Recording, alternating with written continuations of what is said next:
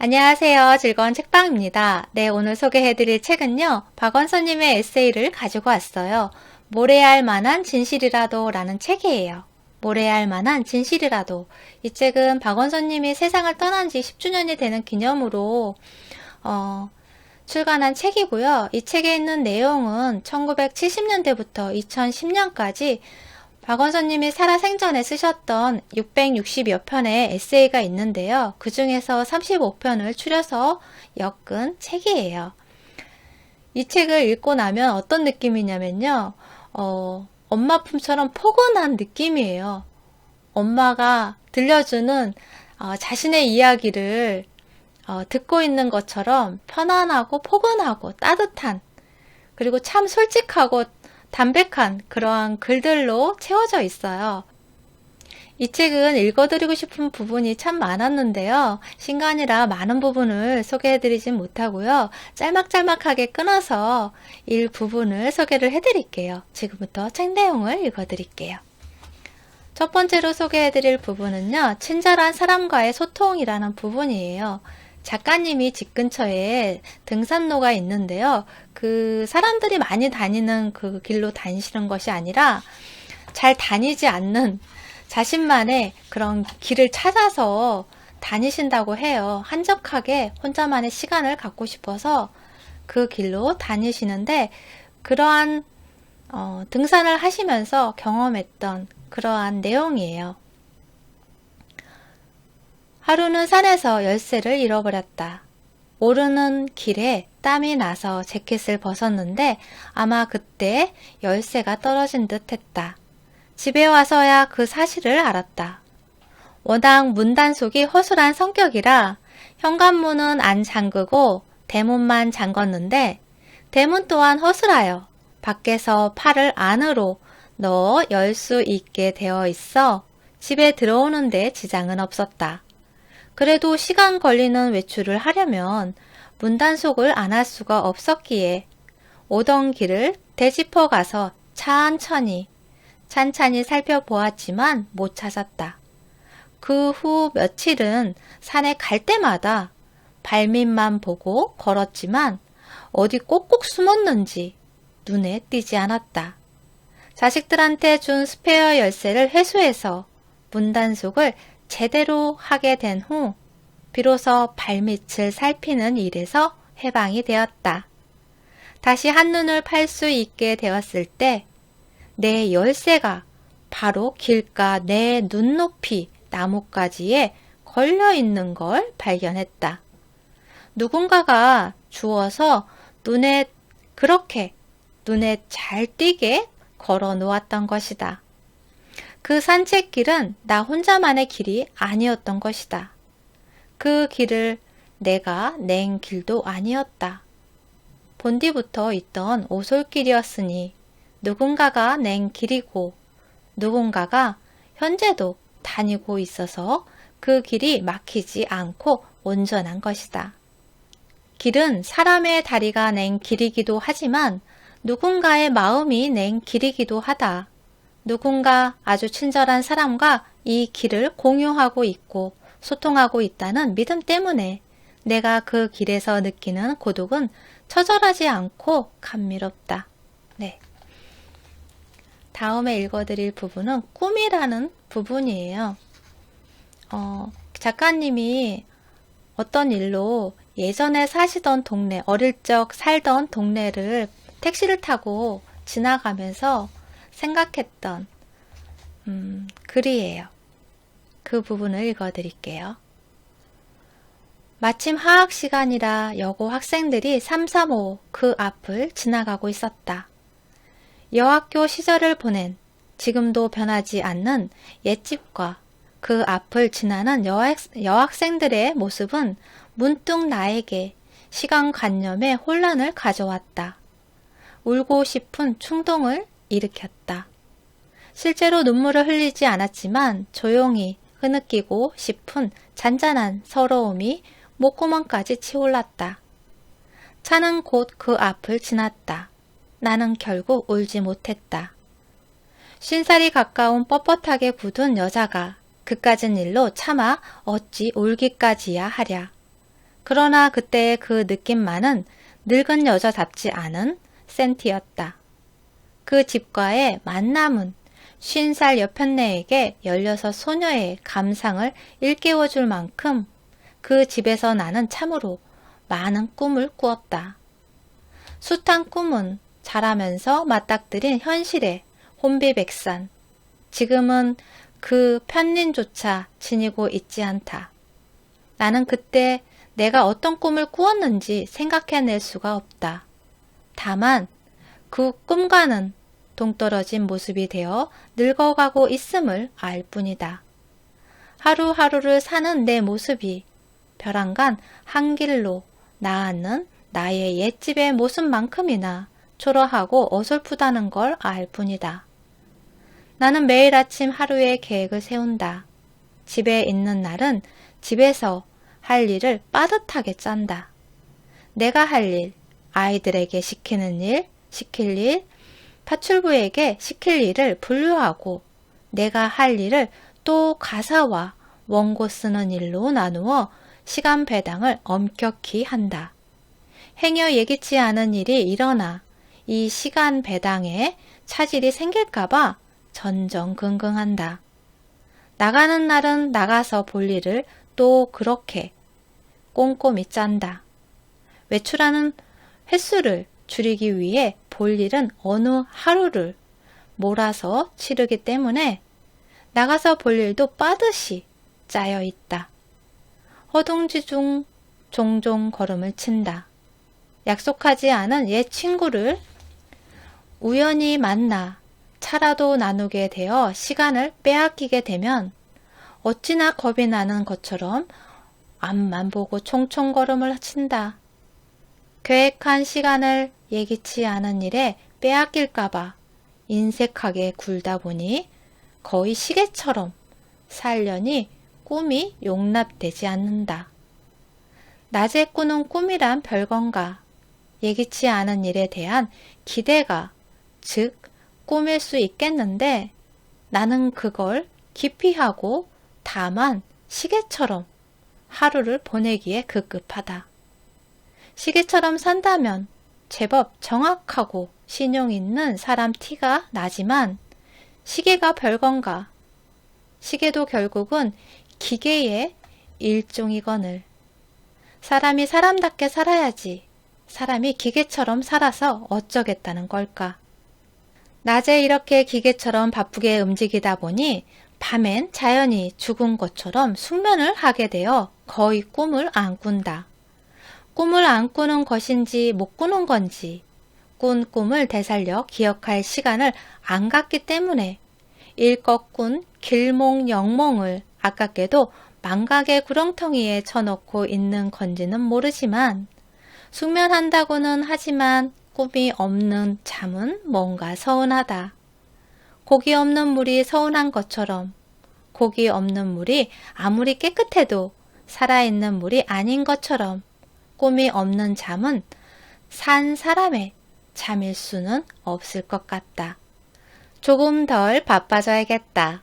너무 한가해 밤이나 낮이나 꿈만 꾸게는 말고 가끔 단꿈을 즐길 수 있을 만큼만 한가하고 싶다. 아침에 일어나면 우선 계획 밖에 예기치 않은 일이 일어나길 소망하면서 가슴을 두근대고 싶다. 밖에 나갈 땐 정성껏 화장을 하고 흰 머리카락이 삐죽대지 않나 살펴 머리를 빗고 어떤 옷이 가장 잘 어울리나 이 옷 저 옷 입었다 벗었다 하고 싶다. 예기치 않은 사람을 만날지도 모른다는 기대에 부풀어서 이렇게 시간과 마음의 여유가 생기면 아마 밤에도 꿈을 꿀 수 있을 것 같다. 내가 어려서 꾼 것 같은 색채가 풍부한 꿈을. 네. 이번에 읽어드릴 글은 넉넉하다는 말의 소중함이라는 부분이에요. 이 부분을 읽어드릴게요. 광에서 인심난다. 광에서 인심난다는 옛말도 말짱 헛것인 게 있는 사람일수록 더 인색하다. 넉넉하다는 게 남에게 베풀 수 있는 마음이라면 요새 부자는 늘어나는지 몰라도 넉넉한 사람은 자꾸만 줄어드는 것 같다. 청소비나 야경비 몇백 원 때문에 동네가 떠나가게 다툰 이악스러운 집, 쓰레기통에 괴짝제 쏟아버린 사과와 통째로 버린 비싼 생선을 본 적도 있다. 남 나무랴 무엇하랴. 크고 작고의 차이만 있을 뿐 내 뱃속도 그 쓰레기통과 얼마나 다르랴 싶다. 광에서 인심 나는 게 넉넉한 마음에서 우러나는 것 같다. 가장 궁핍했던 시절을 넉넉한 마음 하나로 가장 부자스럽게 살게 해주신, 그래서 그 시절만 회상하면 저절로 환한 미소가 떠오르게 해주신 어머니가 새삼스럽게 자랑스럽다. 아무리 많아도 없는 사람에게 나누어 줄 생각은커녕 더 빼앗아다가 보탤 생각만 굴뚝 같다면 가난뱅이와 무엇이 다를까? 넉넉하다. 넉넉하다는 후덕한 우리말이 사어가 되지 않기 위해서라도 마음의 부자가 늘어나고 존경받고 사랑받는 세상이 되었으면 좋겠다. 네. 다음에 읽어드릴 부분은 생각을 바꾸니라는 부분이에요. 생각을 바꾸니. 노래방을 좋아한다고까지는 못해도 노래를 시키면 어쩌나 하는 경계심은 안 품어도 되는 편한 장소로 여기고 있었는데 일전에 따라가 본 노래방은 그게 아니었다. 어떤 모임 끝에 인사동에서 저녁을 먹고 들어오는 길에 몇 사람이 노래방으로 빠졌는데 나도 거기 끼게 됐다. 집이 같은 방향이어서 차를 얻어 탈 수 있는 이가 그쪽으로 붙기에 나도 자연스럽게 그쪽으로 합류하게 된 것이었다. 그러나 그 일행은 내가 노래도 안 하면서 거기 끼어 앉아 있다는 걸 참을 수 없어 했다. 그렇다고 슬그머니 빠져나오려는 것을 묵인해 주는 것도 아니었다.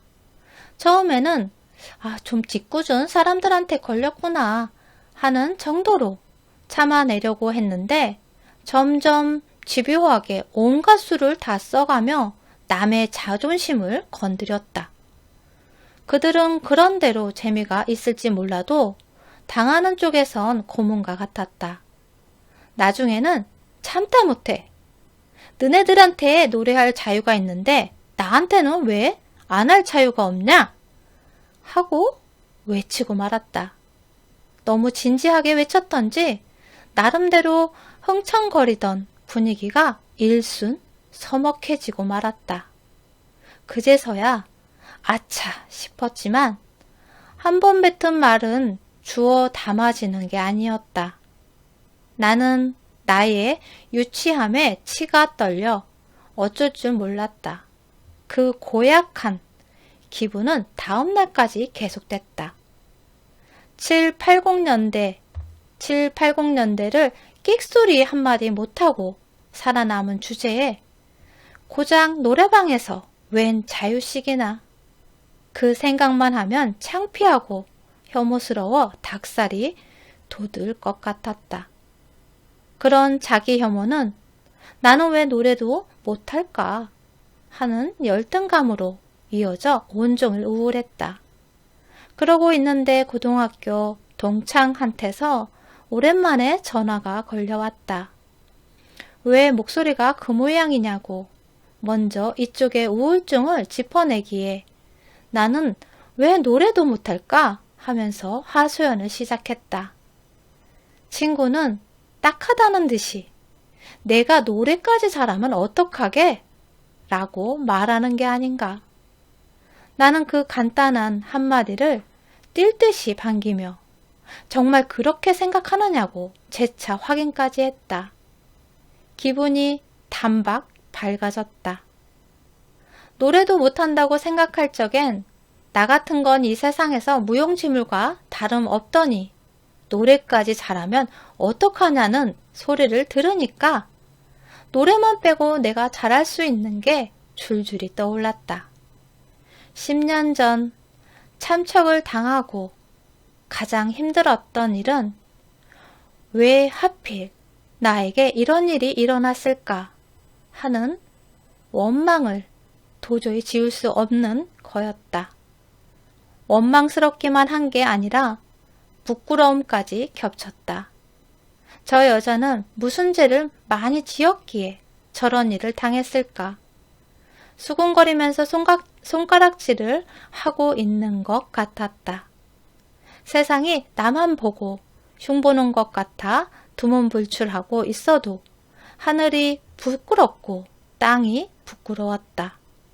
슬픔보다 더 견딜 수 없는 게 원망과 치욕감이었다. 하늘도 부끄럽고 땅도 부끄러워 이 세상에서는 도저히 피할 곳이 없으니 차라리 죽고 싶었다. 그때 만난 어떤 수녀님이 이상하다는 듯이 나에게 질문을 던졌다. 왜 당신에게는 그런 일이 일어나면 안 된다고 생각하느냐? 는 질문이었다. 그래, 내가 뭐간데 누구에게나 일어날 수 있는 일을 나에게만은 절대로 그런 일이 일어나면 안 된다고 여긴 것일까? 그거야말로 터무니없는 교만이 아니었을까? 그 수녀님은 아직 서원도 받기 전인 예비 수녀님이었다. 그러나 학덕 높은 현자보다도 깨달음의 경지에 다다랐다고 일컬어지는 성직자보다도 더 깊은 가르침을 나에게 주었다. 그건 깊다기보다는 아마 적절한 가르침이었을 것이다. 한마디 말이 천냥빛을 갚는다는 말도 있지만 말의 토시 하나만 바꿔도 세상이 달라지게 할 수도 있다. 손바닥에 앞, 뒤는 한 몸이요. 가장 가까운 사이지만 뒤집지 않고서는 볼 수 없는 가장 먼 사이이기도 하다. 사고의 전환도 그와 같은 것이 아닐까. 뒤집고 보면 이렇게 쉬운 걸 싶지만 뒤집기 전엔 구하는 게 멀기만 하다. 네. 이어서 소개해드릴 부분은 행복하게 사는 법에 있는 부분이에요. 행복하게 사는 법. 그 부분을 읽어드릴게요. 학교 갔다 와서 동무들하고 싸우거나 이지매를 당한 얘기를 하면서 그 동무를 미워하고 욕하면 엄마는 내 역성을 드는 대신 그러지 말고 그 동무 좋은 점을 한 가지라도 찾아보라고. 며칠이 걸리더라도 그런 마음으로 동무를 대하면 반드시 한두 가지는 좋은 점이 보일 거라고 하셨습니다. 그렇지만 어리광이 몸에 배고 고자질하기 좋아하는 고약한 버릇에 누구 편도 안 드는 그런 말씀이 먹혀들 리 없었습니다. 그러나 일러 바쳐야 소용이 없다는 걸 알게 되고부터 차츰 고자질하는 버릇은 없어지게 되었습니다. 그리고 엄마한테 귀가 따갑게 들은 남의 좋은 점을 찾아내면 내 속이 편하고 내 얼굴도 예뻐질 거라는 엄마의 잔소리는 철들고 어른되어 엄마한테 그런 소리를 안 듣게 된 후에 오히려 더 자주 생각나고 어떡하든지 지키고 싶은 생활 신조 같은 것이 되었습니다. 그리고 엄마가 나한테 하신 것과 똑같은 잔소리를 내 아이들에게 하게 되었고 내 성질까지 정말 그런 사람이 된 것처럼 느낄 때가 많습니다. 남의 좋은 점만 보는 것도 노력과 훈련에 의해서 얼마든지 가능한 일이라고 단언할 수 있으니 누구나 한번 시험해 보기 바랍니다. 남의 좋은 점만 보기 시작하면 자기에게도 이로운 것이 그 좋은 점이 확대되어 그 사람이 정말 그렇게 좋은 사람으로 변해 간다는 사실입니다. 믿을 수 없다면 꼭 한번 시험해 보시기 바랍니다. 옛 성현의 말씀 중에도 이런 게 있습니다. 이 세상 만물 중에 쓸모없는 물건은 없다. 하물며 인간에 있어서 어찌 취할 게 없는 인간이 있겠는가? 아무짝에도 쓸모없는 인간이 있다면 그건 아무도 그의 쓸모를 발견해 주지 않았기 때문입니다. 발견처럼 보람있고 즐거운 일도 없습니다. 누구나 다 알아주는 장미의 아름다움을 보고 즐거워하는 것도 좋지만 아무도 거들떠보지 않는 들꽃을 자세히 관찰하고 그 소박하고도 섬세한 아름다움에 감동하는 것은 더 큰 행복감이 될 것입니다. 우리 삶의 궁극의 목표는 행복입니다. 행복하려고 태어났지 불행하려고 태어난 사람은 아무도 없습니다. 누구나 행복하게 살기를 원하지만 각자 선택한 행복에 이르는 길은 제각각 다릅니다. 돈만 많이 벌면 행복해지리라 믿는 사람이 있는가 하면 출세하여 권력자가 되면 행복해지리라 믿는 사람도 있습니다. 그리하여 누구는 돈을 벌기 위해 일상의 사소한 기쁨은 희생하고 일만 하다가 저녁이면 돈을 세는 것으로 하루를 마감합니다. 돈 세는 일은 갈증난 이가 소금물을 마시듯이 잠시의 목마름은 채워줄지 모르지만 곧 더 목말라집니다. 그래서 하루하루 더 욕심에 쫓기어 휴식을 모릅니다. 권자에 오르고 싶은 사람도 마찬가지입니다. 권자라는 사닥다리엔 정상이 없습니다. 설사 나 외엔 윗자리가 없는 정상에 올랐다고 칩시다. 그러면 그 자리를 더 오래 혼자서 누리고 싶은 욕심에 뒤에서 기어오르는 모든 사람을 적대시하고 발길질하며 전전긍긍하게 되겠지요. 미처 정상의 기쁨을 누릴 새도 없이 말입니다. 네, 오늘은 여기까지 책을 읽어드릴게요. 도움이 되셨나요? 구독과 좋아요도 부탁드릴게요. 지금까지 들어주셔서 감사합니다. 다음 시간에 또 만나요.